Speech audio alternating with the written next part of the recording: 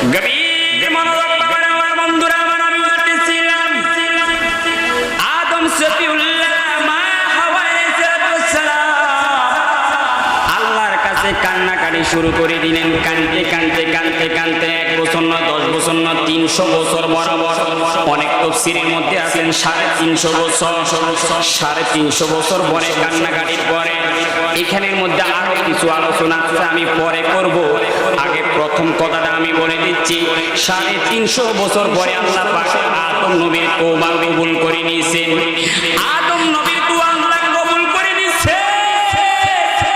যেই দিন আদম নবীর দোয়া আল্লাহ কবুল করে নিয়েছে, ওই দিনটা অন্য কোনো দিন নয়, ওই দিনটা ছিল মুহররমের 10 তারিখ। করে সুবহানাল্লাহ।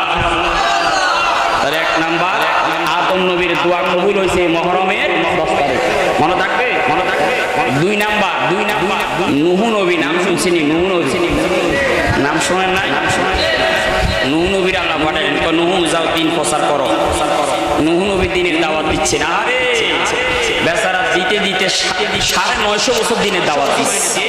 পুরা নূহ নবীর কিস্তির ভাইখানা পুরো আমরা খালি করিয়ে। এখন অনেক দূর থেকে কিছু লোক আসছে, ভাই কি অবস্থা? আপনার মেডিসিন চাই না। এবার গেছে গায়ে যায়, এবার মেডিসিন তো নাই, এবার নৌকার মধ্যে গড়াগড়ি করতে গড়াগড়ি করার পরে চাইলে কেউ 18 বছর যুবক। এবার আরো দূর থেকে আরো এক গ্রুপ আছে, ভাই কি অবস্থা? মেডিসিন আর নাই। গড়াগড়ি করলে তাও ভাই কেন? কি করতাম? এবার জিব্বা দিয়ে লেখা শুরু করছে। জোর করা সমান জিব্বা দিলে জিব্বা দিলে 18 বছর যুবক হইতে। তার মানে লেপতে লেপতে নিতে নিতে আল্লাহ কয়, নূহ দেখছুনি আমি আল্লাহর খেলা। তারা পুড়েছে আর আমি আল্লাহ তাদের মাধ্যমে নৌকাকে আবার সাফ করছি। জোর করা সুবহানাল্লাহ। তো আমার আল্লাহ সে ক্ষমতা আসেনি, আরো জোরে আসেনি। এবার পরিষ্কার করার পরে আল্লাহ কয়, ওড়ো নৌকার মধ্যে ওড়ো। ওই 72 জন যারা আছে তাদেরকে নিয়ে ওঠো। সবাইকে নিয়ে উঠলে, উঠার পরে নূহ নবীর অনুসারী যারা ছিলেন সবাইকে নিয়ে উঠলে। উঠার পরে নূহ নবীর একটা ছেলে ছিল, নাম ছিল কেনান। কেনান ছিল কাফের। কেনান কি ছিল? কাফের। এই জন্য মনে রাখবেন একটা মাসালা বলি আমাদেরকে, বাপে পুতে যদি অপরাধ করে তাহলে বাপকে আপনি অপরাধের দায়ী করতে পারবেন না। আপনি পুতে অপরাধ করলে, ছেলে অপরাধ করলে এটা ছেলের উপর যাইছে, আপনি সেজন্য ছেলের অপরাধ বাপের উপর বর্তাবেন, এটা নয়। বাপ অপরাধ করলে ছেলের উপর আসবে, এরকম নয়। নূহ নবীর ছেলে কাফের ছিল, সেই জন্য কি নূহ নবীকে আপনি দোষ দিতে পারবেন? না। আজকে এক শ্রেণীর লোক আছে, সাইয়েদনা হযরত আমির মুয়াবিয়া রাদিয়াল্লাহু তাআলা আনহু বিয়াদবি করে, যে কয় এজিদের কারণে আমির মুয়াবিয়াকে দোষারোপ করে। না, বাপের অপরাধ করছে, সেই অপরাধের দায় বাপ নিবে না। মনে রাখতে হবে আপনাদেরকে। আমি যেটা বলছিলাম নূহ নবী বলে, সবাই উঠে যায়। নূহ নবীর ছেলে কেন উঠে না, কয় না আমি নৌকা উঠতাম না, আমি ডুবতাম না, আমি পাহাড়ের উপর উঠে যাই, ডুবে যাই। আল্লাহ এবার কয়, আসমান পানি ছাড়ো। এবার আসমান থেকে বৃষ্টি শুরু হয়ে গেছে। এ জমিন পানি বাইর কর, জমিন পানি বাইর করা শুরু করে দিয়েছে। আসমান থেকে পড়তেছে, জমিন থেকে বাইর হচ্ছে। এবার পানি বাড়তেছে, বাড়তে জমিন ডুবে গেছে, পাহাড় ডুবে গেছে। কেনান যখন ডুবে যাচ্ছে, নূহ নবী বলেন, কেনান নৌকা তোর। কয় না আমি ডুবতাম, আমি নৌকা ডুবতাম না। এবার আল্লাহর কাছে নূহ নবী বলেন, আল্লাহ আমার ছেলে তো ডুবে যায়। আল্লাহ সাবধান, যে তোমার দিন আমি আল্লাহর দিন গ্রহণ করে নাই, সে কখনো তোমার তোমার পরিবারে কেউ হতে পারে। এখন বর্তমান অনেক পরিবারের মধ্যে আছে, বাবা করে সুন্নি, বাবা যায় ওলির দরবারে, আর ওলা ওই বর্তমান মিডিয়ার মাধ্যমে কিছু সাহিত্যের আলোচনা শুনি ওনাদের প্রেমিক হয়ে যায়। কয় বাবা যায় দরবারে, রেজবি সাহেব দরবারে যায়, নেত্রকোনা যায়, বাবা কোনায় যায়, আমার পীরের দরবার যায় না শিরিক। এরকম পরিবার আছে কিনা? এই জন্য আপনাদেরকে একটা অনুরোধ করে যাই, আমাদের সুন্নি ফ্যামিলির মধ্যে বর্তমান অনেকে কি করে জানেননি? ফ্রি খাবার দিলে ওয়াবি মানসাদ দেয়। আরে মিয়া, ফ্রি লাইতে ওয়াবি মানসাদ দেন, ইনটাতে বেমান হইবা। সেজন্য একটা কথা আজকে বলি যায়, ওলারে মূর্খ বানালেন, তারপরে নবীর দুশমনি মাদ্রাসা দিয়ে দিন। ওয়াবি হয়ে যাক, এরকম মাদ্রাসা দিয়েন না। ওরা মূর্খ তারপরও যেখানে নবীর দুশমনি চলে, নবীর শানে বিয়াদবি করে, এরকম জায়গাতে কোনোভাবে যাওয়া যাবে। সমান্ত সুদী, আমি যেটা বলছিলাম ক্যানান মানে নাই, অবশেষে পানি উঠতে উঠতে উঠতে এই ক্যানান সহ যা সবই নূহ নবীর সম্প্রদায় পুরা জাতি ধ্বংস হয়ে গেছেন।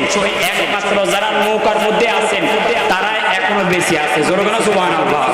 আল্লাহুম্মা, সবাই জোরে জোরে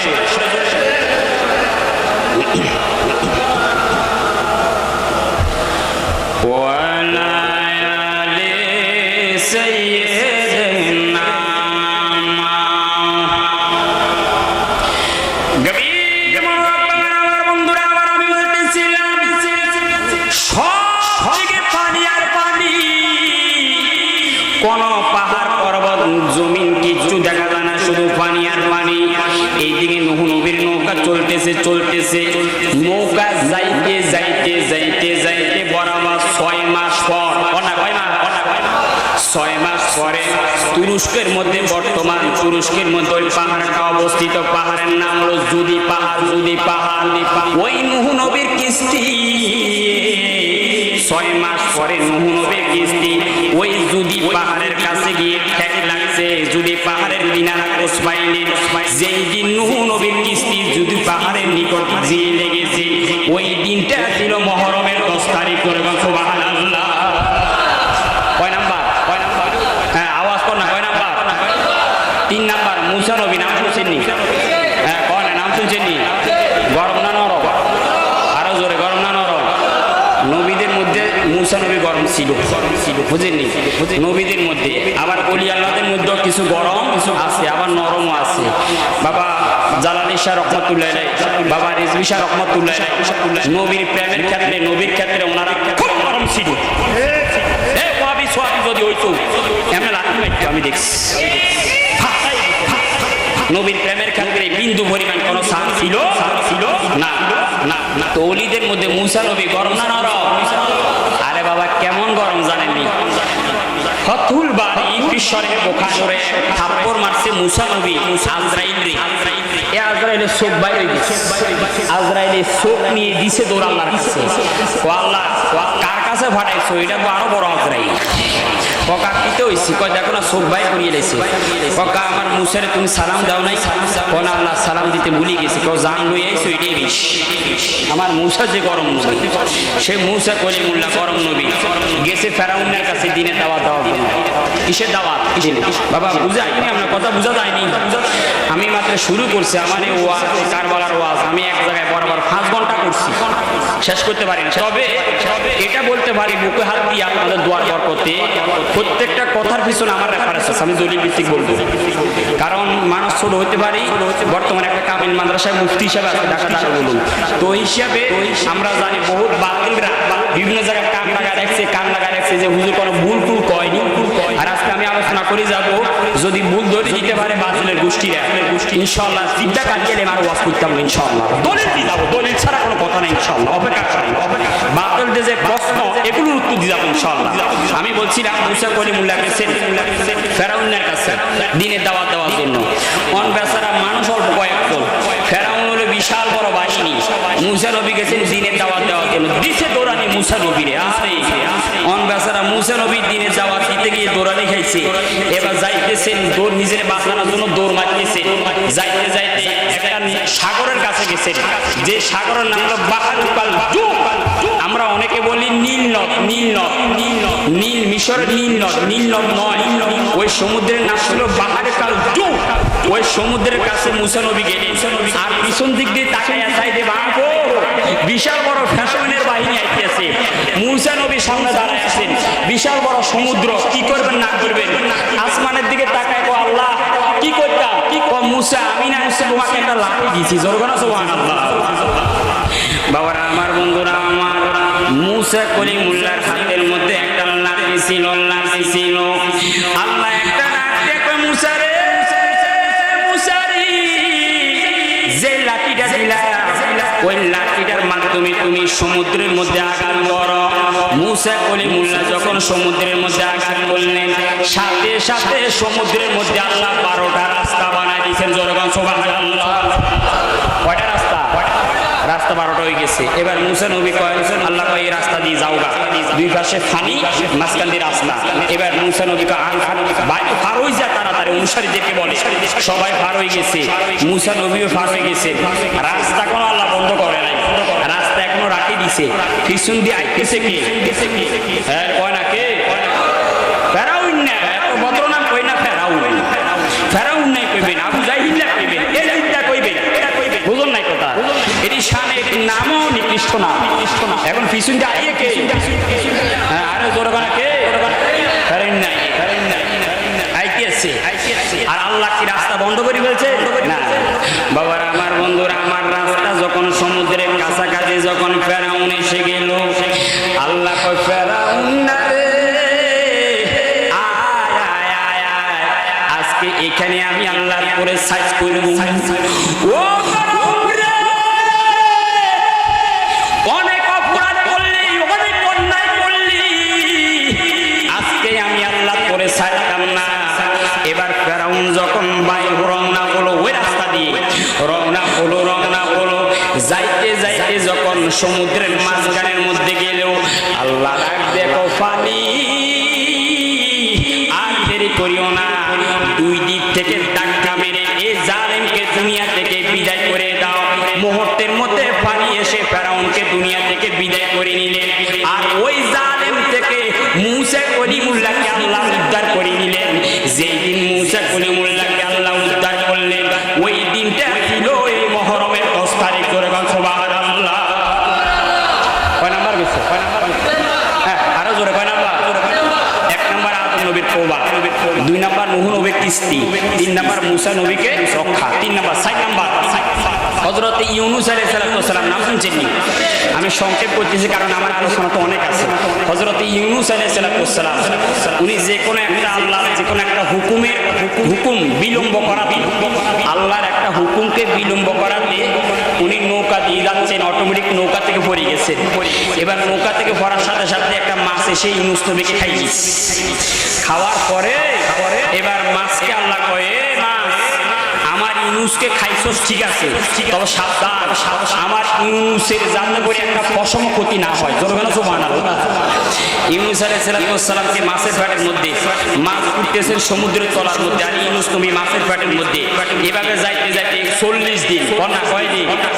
40 দিন যাওয়ার পরে ইউনূস নবীকে আল্লাহ বলেন, ইউনূস তুমি দোয়াটা করো, লা ইলাহা ইল্লা আনতা সুবহানাকা ইন্নী কুনতু মিনাজ জালিমিন।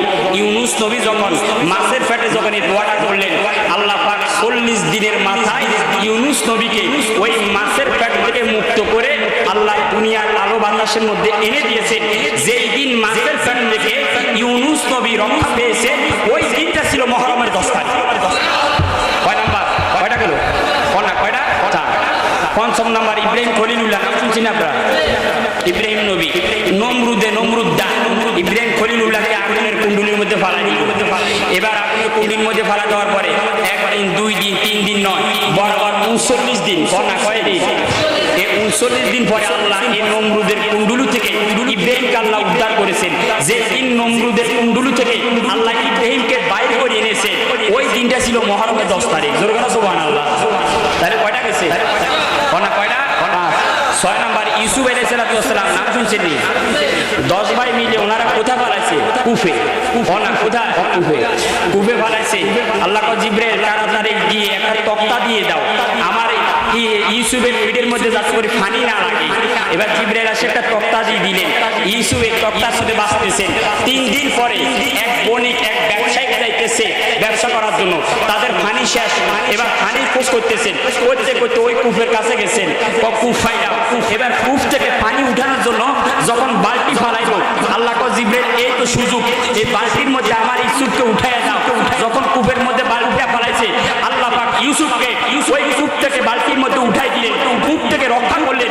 যেই দিন ইউসুফকে আল্লাহ কূপ থেকে রক্ষা করলেন, ওই দিনটা ছিল মুহররমের 10 তারিখ। কয় নাম্বার? 6। 7 নাম্বার ইউসুফ আলাইহিস সালামের বাবার নাম ইয়াকুব আলাইহিস সালাম। নাম শুনছেন না?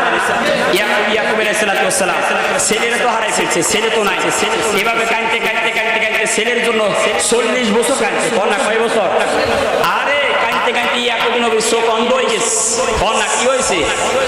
যখন 10 ভাই মিশরে গেলেন, সব খবর সবর পাওয়ার পরে এবারে 10 ভাইয়ের কাছে ইউসুফ আলাইহিস সালাম একটা জামা দিয়েছেন, জামা। এই জন্য মনে রাখবেন, নবীদের জামা যেমন বরকত, আউলিয়া কেরামের জামা, বিভিন্ন জিনিসপত্র, এগুলো বরকত, আমরা অবমূল্যায়ন করি। এবার ইউসুফ আলাইহিস সালাম একটা জামা দিছে, আর 10 ভাইকে বলছেন যাও, এই জামাটা বাবার কাছে দিবা, আর বাবাকে বলবা এই জামা দিয়ে যাতে করে চোখের মধ্যে আপনি মেসো করে। এবার 10 ভাই যখন জামালে ঘরের মধ্যে ঢুকছে, এই অন্ধ ইয়াকুব আলাইহিস সালাম বলতেছেন, আরে রে তোরা কোথা থেকে আসছস? আমি তো আমার ইউসুফের কেরাম পাচ্ছি। সুবহানাল্লাহ। এবার 10 ভাই এসে বলতেছেন, বাবা আমরা ইউসুফকে খোঁজ পাইছি, এই ইউসুফ তোমার জন্য একটা জামা দিছে, বলছে এই জামাটা দিয়ে তোমার চোখের মধ্যে যদি মেসো করে তোমার চোখ ভালো হয়ে যাবে। ইয়াকুব আলাইহিস সালাম ইউসুফের এই জামাটা দিয়ে এমনি চোখের মধ্যে একটা ডলা মারছে, সাথে সাথে আপনার চোখ ভালো করে দিছে, চোখের দৃষ্টি ফিরে দিছে। যেই দিন ইয়াকুব নবী চোখের দৃষ্টি ফিরত পাইছে, ওই দিনটা ছিল মুহররমের 10 তারিখ। কয় নাম্বার গেছে? কয় নাম্বার? 7 নাম্বার। 8 নাম্বার হযরতে দাউদ আলাইহিস সালাম, নাম শুনছেন? হে মিয়া, হযরতে দাউদ, আল্লাহর নবী দাউদ, উনি আল্লাহর কাছে যে কোনো একটা বিষয় দোয়া করতেছেন, তওবা করতেছেন, করতে একদিন হঠাৎ করে আল্লাহ দাউদ নবীর তওবা কবুল করে ফেলছেন। আর যেই দিন দাউদ নবীর তওবা আল্লাহ কবুল করছেন, ওই দিনটা ছিল মুহররমের 10 তারিখ। কয় নাম্বার? কয় নাম্বার? ঈসা আলাইহিস সালাম, নাম শুনছেন? ঈসা নবী, আমাদের পূর্বের আগের নবীর নাম ঈসা নবী। ঈসা নবী গেছেন দ্বীনের দাওয়াত দেওয়ার জন্য, এই জাতিরা ঈসা নবীকে মারার জন্য উল্টা আক্রমণ করছে। ঈসা নবী বাঁচার জন্য দিছে তো যাইতে ঈসা নবী একটা ঘরের ভিতরে ঢুকে গেছেন। ঢুকার পরে এবার আল্লাহ পাক ঘরকে 2 ভাগ করে ঈসা নবীকে আসমানের মধ্যে নিয়ে নিছেন। যেই দিন আল্লাহ ঈসা নবীকে আসমানের মধ্যে নিয়ে নিছেন, ওই দিনটা ছিল 10 মুহররম। সুবহানাল্লাহ। কয় নাম্বার গেল? সর্বশেষ 10 নম্বর। আরো অনেক ঘটনা আছে। সর্বশেষ আমার নবীজির কলিজার টুকরা, সাইয়্যিদুশ শুহাদা, নূরে চশমে রাসূলুল্লাহ, আমার নবীর জানের জান, কোটি কোটি ঈমানদারের জান, সাইয়্যিদানা ইমাম হুসাইন রাদিয়াল্লাহু তাআলা ওই কারবালার ময়দানে নিজের তাজা রক্ত কুরবানি করে দিয়ে, গর্দানকে কুরবান করে দিয়ে আমার নবীর কোটি কোটি উম্মতকে জান্নাতে যাওয়ার ব্যবস্থা করে দিয়েছেন। ইমাম হুসাইন যেই দিন কারবালার ময়দানে নিজের গর্দান চুকে দিয়েছেন, কুরবান করে দিয়েছেন, ওই দিনটা ছিল 10 মুহররম। সুবহানাল্লাহ। আমদাদুল কারির মধ্যে আছে, আরো আছে। এই 10টা কারণে 10 মুহররমটা আল্লাহর কাছেও দামি, নবীর কাছেও দামি, আমাদের কাছেও দামি। সুবহানাল্লাহ। তাহলে আশুরা কেন দামি, আশুরা কেন গুরুত্বপূর্ণ? এখন যদি বলে 10টা না পারলেও কয়েকটা তো পারবেন নি। 1 নাম্বার আলোচনা গেল আমার আশুরা। আশুরাকে কেন আশুরা বলা হলো, এই আশুরার গুরুত্ব কি, এটা বোঝানোর জন্য। এবার 2 নাম্বার গুরুত্বপূর্ণ